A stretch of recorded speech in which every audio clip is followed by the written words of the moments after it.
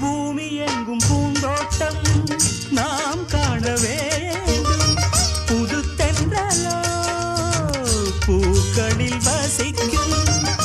ஆகாய மேகங்கள் நீரூற்ற வேண்டும். அந்த மழையில் மலர்களும் குளிக்கும். அருவிகளோ ராகம் தரும். அதில் நனைந்தால் தாகம் வரும்.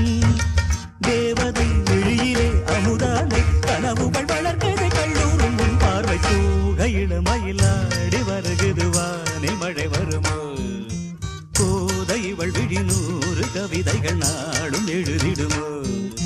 தேன் சிந்தும் நேரம் நான் பாடும் ராகம்.